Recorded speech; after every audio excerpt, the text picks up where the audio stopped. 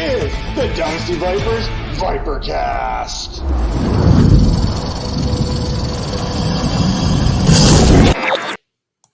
Finally, it's time to talk about the New York Jets. As someone that, Tara, we know where this conversation is going to lead us somewhere down the road, probably sooner rather than later. But the New York Jets, they finished last season at 7-10.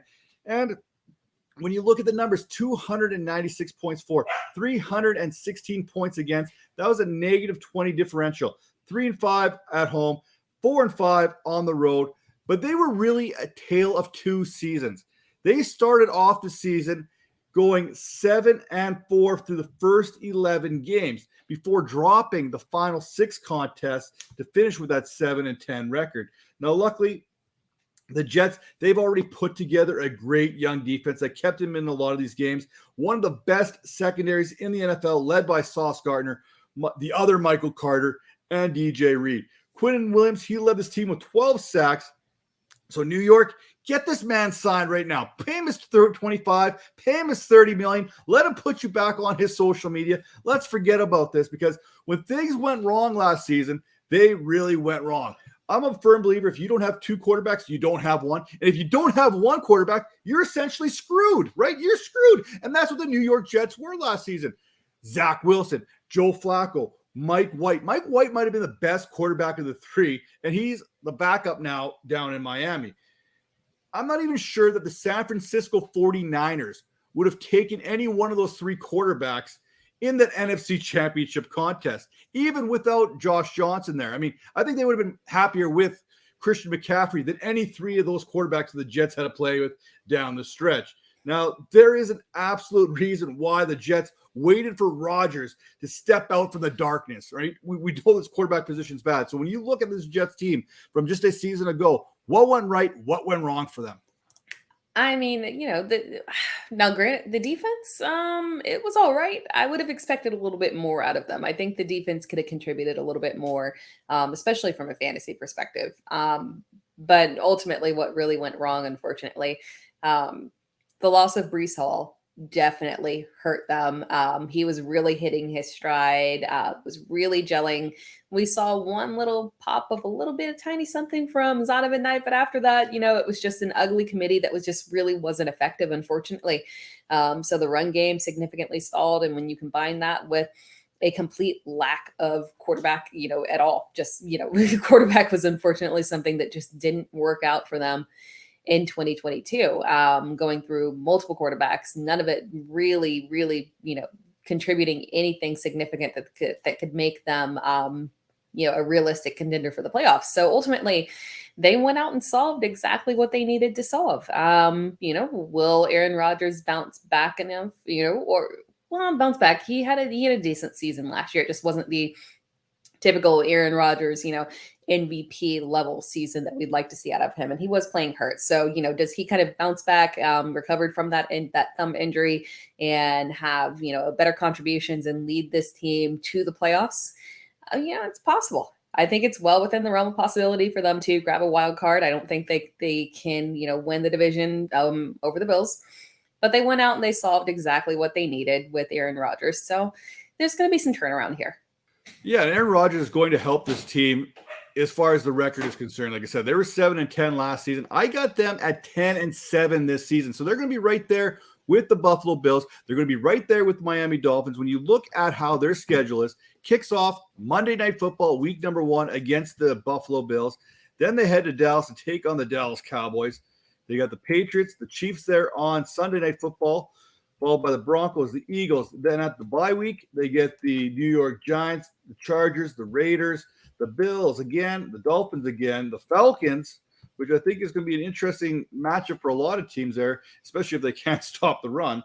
The Texans, the Dolphins again, the Commanders, the Browns, and they close off the season against the New England Patriots. So I talked about how I have the Bills at 11-6, the Miami Dolphins at 11-6, and the Jets at 10-7. So when I said this division is going to be close, I think it's going to be very close. It's going to send 3 different teams to the playoffs, and then the New England Patriots, I got them at 5-12, and that's probably being a bit generous, maybe giving an extra win there for Bill Belichick.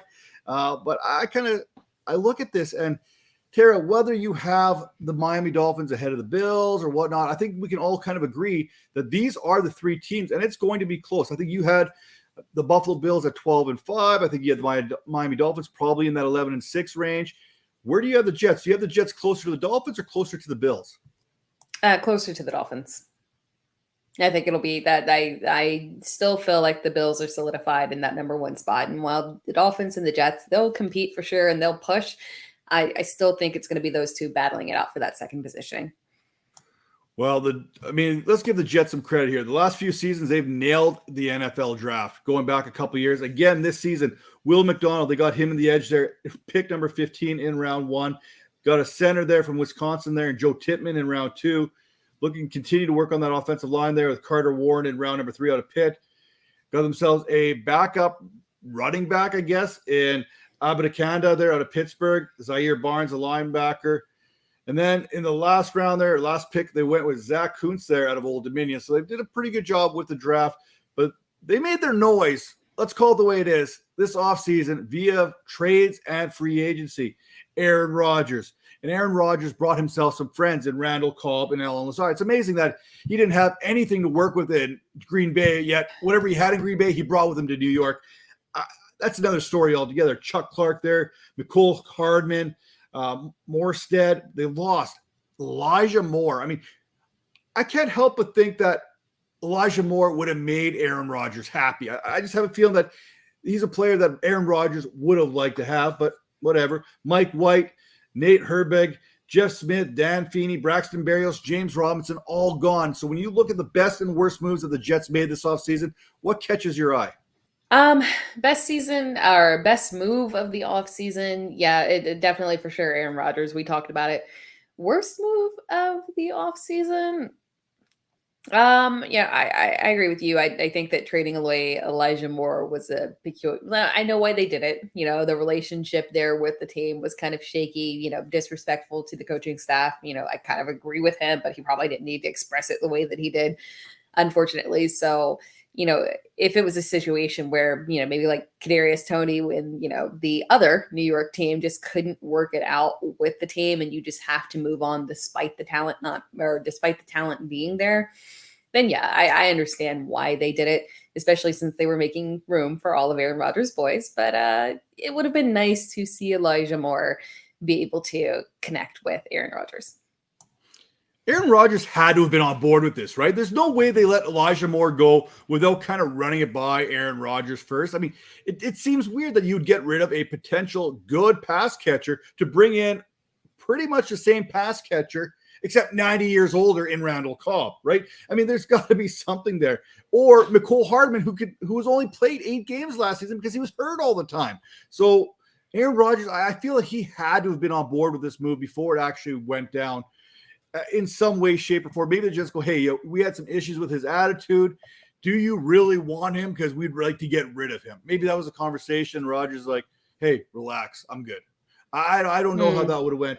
But when you talk about the addition of Aaron Rodgers, the 4-time NFL MVP, Super Bowl winning quarterback, automatically brings relevancy to this quarterback position. That was the one position that was holding the Jets back from the playoffs. Good defense, good pieces elsewhere.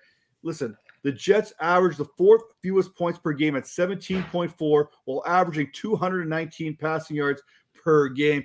Rodgers arguably gets to work with the best wide receiver that he's worked with in quite some time. And might I add you, probably the first time he's ever worked with a first-round wide receiver in Garrett Wilson. So congratulations to Aaron Rodgers for finally getting to throw to a first-round caliber wide receiver. Now, when we look at the fantasy assets for the New York Jets here in this 2023 season.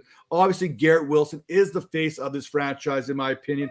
Posted over 1,100 yards, 83 receptions, averaged 13.3 yards per reception last season. And that was from catching passes from Zach Wilson, Mike White, and Joe Flacco. You can expect some improvement with a 4-time MVP throwing you the ball. Aaron Rodgers, I said, speaking of that NFL MVP, he gets everything he wanted out of Green Bay. And I'm looking at you, Alan Lazard. I'm looking at you, Randall Cobb. But he also gets that first-round wide receiver in Garrett Wilson. The Wilson to Rodgers connection, Rodgers to Wilson, whatever you want to look at it, it could lead to one of Rodgers' best passing seasons in recent memory. He's had some good ones recently, outside of maybe last year, which was a little bit of a dip. Breece Hall, before tearing his ACL, he was averaging 5.8 yards per carry and had 464 rushing yards, 218 receiving yards in just 7 contests. That's right. He was averaging over 100 yards per game there. When week 1 kicks off, it'll be 9 months and 25 days post-surgery for that ACL repair. At number 4, Allen Lazard. There's not much I like about Allen Lazard. I really don't. But for whatever reason, Aaron Rodgers trusts him, and he essentially handpicked him to come over to New York. So there's got to be something there that maybe the rest of us don't like. Now, Tyler Conklin is an interesting one for me, especially for those zero tight end type people out there. Conklin has recorded 55-plus receptions and 550-plus yards in each of the last 2 years, and Conklin expect him to get that Rodgers bump, which makes him a value at his current ADP of tight end 26. Remember back in 2020, Robert Tonyan, tight end 3. I'm not saying Conklin's tight end 3, but there is a little bit of room to kind of move up and down the board. That might be why he's one of my fantasy values when it comes to the New York Jets. Now, obviously, Tara, you know how I feel about Garrett Wilson and Breece Hall. These are your top fantasy plays for the Jets. Who do you have ranked above the other? Oh man, it's Garrett Wilson for right now. If we get some kind of confirmation that and now granted we've gotten some decently good confirmation. I'm not super worried about Breece Hall, but provided that he's tracking well to start the season and we're not going to have any limitations, I could see it tilting the other way. But yeah, Garrett Wilson, I mean, just when you look at these stats he was able to put up last year with literally, I don't even know if the 3 quarterbacks he had add up to a single quarterback, unfortunately. I don't think that they do. When you look at those stats and you put even just like a mediocre Aaron Rodgers, if we get the same Aaron Rodgers from last year with Garrett Wilson, that's still a wide receiver 1. We're literally just a few if we just get 4 touchdowns additionally to Garrett Wilson, you were looking at literally like a wide receiver 12. So, I think he's going to be a wide receiver 1. In worst case scenario, it's going to be difficult just in terms of how that offense is going to operate, more than likely for him to surpass your Tyreek Hills and whatnot. But he could sit there and flirt with CeeDee Lamb and the such. So it gets very interesting to see how he'll fit into those top wide receivers, because it's highly competitive. But he's a guy where right now his ADP is it's looking pretty decent, and I'm willing to make the investment there. I trust it that he's going to receive a nice boost in terms of his catch rate with Aaron Rodgers and touchdown opportunities. Yeah, I see Aaron Rodgers kind of finding himself in that QB 10 to QB 14 type range, low end QB 1, high end QB 2, depending on how this connection works, which means Garrett Wilson, like you said, he could go as high as wide receiver 6. Can we call it? Can you come off a 1,000-yard season and still have a breakout second season? Because I think that's what we're dealing with when it comes to Garrett Wilson, right? I mean, you look at everything about it, you're like, dude, I don't think he's done. I don't think he's even come close to getting to where his ceiling is. Now, when you look at these sleepers, is there a sleeper for this New York Jets team? Is it Allen Lazard? Is it Tyler Conklin? Who's a guy, Nicole Hardman? Is there a guy that you're willing to take a shot at a little bit later? I mean, you can take a shot at Allen Lazard because it's not going to be highly invested. And we know exactly what, Aaron Rodgers will be looking towards for him. They'll be looking at him, for red zone usage, just because that's in particular the area where he likes to utilize Allen Lazard. But if I'm kind of, now granted, this is not someone that you need to draft, so please don't draft this person unless you're in like tight end premium 2 tight end league. But while you like Tyler Conklin, I don't mind taking, a waiver stab or like a, deep league tight end premium kind of stab at Zach Kuntz. I think it's kind of interesting when you look at, obviously, his, when we're looking at his, performance in terms of his combine, his RAS score, all of that good stuff, you're looking at someone who has the profile to thrive from a receiving perspective in the NFL. And obviously, draft capital not super high, just because when you look at him and where he produced, obviously it's a little bit more of a risk in terms of thinking, is he going to be able to do that at the NFL level? But if he's able to put it together, And we know that Aaron Rodgers loves tight ends. He can maybe earn some time on the field. I could see where he could, surpass a guy like Tyler Conklin, who's, he's okay. He's average, but he's nothing extremely special to write home about. So I think there's opportunity to maybe move up in the depth chart. You know what? I don't hate that. I mean, it's Zach Kuntz there coming out of Old Dominion. That's not where he went to. He followed his coordinator over to Old Dominion there. So, he kind of followed his guy, transferred over to Old Dominion. I like the dude. Big man, 6'8", 251, can move like Kelsey, right? We see this guy. He can move. But when I look at top runners of routes last season, number 1 and number 2 shouldn't really surprise anybody. Travis Kelsey, TJ Hawkinson. The tight end who ran the third most routes, 434 of them, was Tyler Conklin and Tyler Higbee. So the Jets like to use him last season, probably because, let's be honest, Zach Wilson, Joe Flacco couldn't really throw and hit a target more than 20 yards down the field. That probably factored in that equation. But that's why I like Conklin as my sleeper here. A little bit I think Kuntz is a little bit ahead of his time right now. I think he's probably 2-3 years down the road. I mean, the Jets fans are going to love yelling his name every time he catches the ball, right? Let's call it Kuntz or something like that. They may use some other choice words too, but who knows? Now, when we look at the best value, what is the best value that presents itself for this Jets team from a fantasy perspective? The value might be, it's a high-end value, but maybe the value does end up being Breece Hall if people are a little bit concerned about the ability for him to get on the field and if he's going to be held back in terms of his volume. But from what we've seen, from what we've heard, this was not one of those, J.K. Dobbins or, Javonte Williams, kind of truly multi-factors that went into the injury that kind of exceeds the timeline and maybe causes him to have to be eased back in.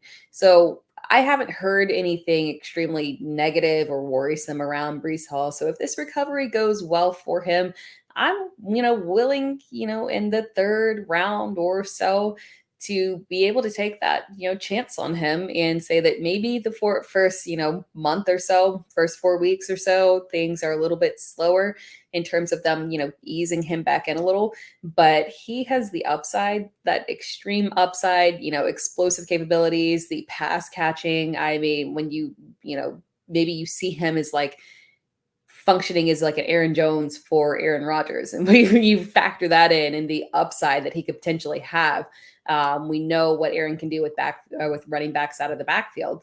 So it's very possible that if you can just, wait it out for those first few weeks, if, maybe there's some kind of easing back in, eventually you're going to end up with an RB1, a high upside top 5 type of RB1. So that's where I think value might come in terms of you maybe waiting a little bit and not having to invest in those round 1 guys and maybe get the same result.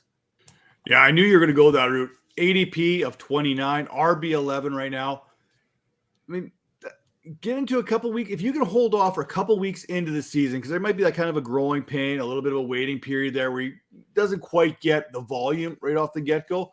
But, I mean, he should be firmly on your RB radar when it comes to the third round of your fantasy drafts. He was literally the RB6 through 7 weeks last season, averaging 13.7 fantasy points per game. He was 4th in yards after contact per attempt at 4.13.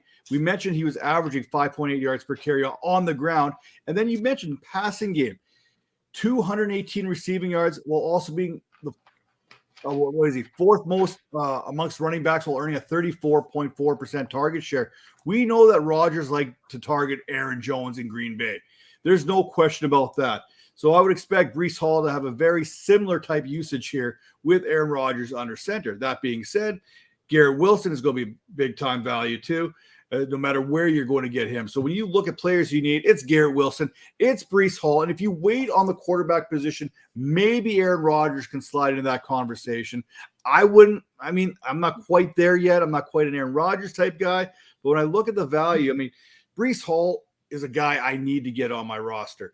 And I think you might get a little bit of a bump because he's coming off that injury. Some people see ACL. They notice it takes a year to get back from an ACL for the most part. Well, he's already 9+ months removed, right? Almost when week 1 kicks in, he'll almost be 10 months removed from that ACL surgery, not the injury, the surgery. So there's a lot of good things heading to Breece Hall, saying that he's going to be in better shape. He's not in one of those Javonte Williams type situations where multiple ligaments got injured. I think Williams had like 4 ligaments. It was just the ACL as far as Breece Hall is concerned. So it should be pretty close to 100% once he comes back. That all being said, hey, this has been the Dynasty Vipers Vipercast. We just gave you the game previews, or the team previews, sorry, for the AFC East, concluding with the New York Football Jets. Make sure you tune in next week as we preview another division, another team. We're looking forward to it. Hopefully you are too. See you then.